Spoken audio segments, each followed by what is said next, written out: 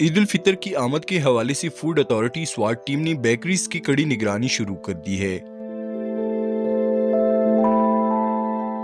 ضلع سوات کے مختلف علاقوں میں بیکریوں کے انسپیکشن کے دوران ناقص صفائی پر متعدد بیکریز کو سیل کر دیا گیا اور مالکان کے خلاف فوڈ سیفٹی ایکٹ کے تحت مقدمات درج کر دیے گئے۔ فوڈ اتھارٹی کا کہنا تھا کہ عید الفطر کے حوالے سے خوراکی اشیاء بالخصوص بیکریوں کی روزانہ انسپیکشن جاری رہے گی۔